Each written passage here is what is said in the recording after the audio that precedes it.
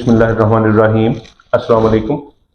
Easy homeopathy में हमारा आज का टॉपिक है हेडेक, जिसको सर दर्द भी कहते हैं। बहुत आम सा ये मसला है, बज़ाहिर बहुत आम सा मसला लगता है, लेकिन अक्सर लोग इसका शिकार होते हैं और बहुत बुरी तरह से शिकार होते हैं। जब ये हेडेक बढ़ती है तो माइग्रेन का जो प्रॉब्लम है वो भी बन सकता है। या कुछ लोगों के साथ ये इशू होता है कि वो जैसे ही बाहर निकलते हैं, जाते हैं, अपना काम शाम करते हैं, तो उनको सर दर्द शुरू हो जाती है। यानी जैसे ही गर्मी नहीं लगी, धूप जस्ट सन एक्सपोजर मिला तो सर दर्द शुरू हो गई।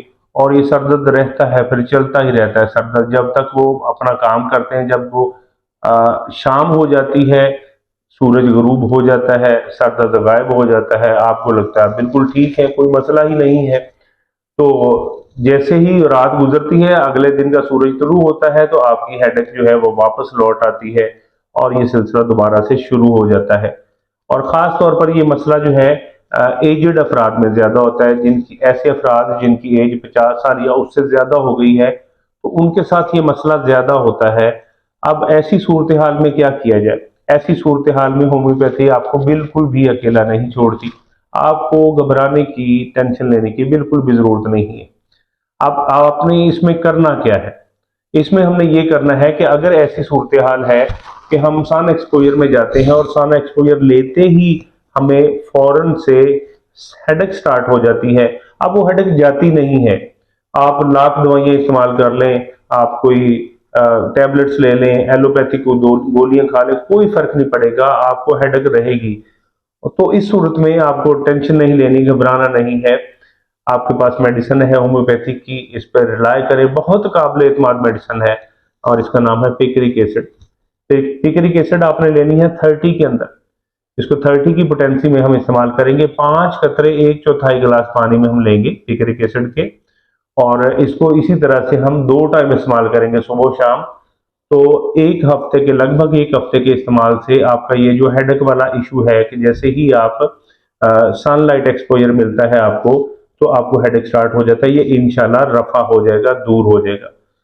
अच्छा, इसके बाद सम टाइम कुछ लोगों के साथ ऐसा भी होता है कि ये जो हेडेक है बाकायदा माइग्रेन की शेप इख्तियार कर लेती है। यानी इतना पुराना सरदर्द उनका है, इतनी देर हो गई है उनको सरदर्द होते हुए कि अब उसका कोई हल नहीं है उनके पास। वो गोली ही खाते हैं, एलोपैथिक की टैबलेट खाएंगे तो उनको आराम मिलेगा, और अगर एलोपैथी की टैबलेट वो नहीं खाते तो उनको, उनका हेडेक जो है वो हटता नहीं है।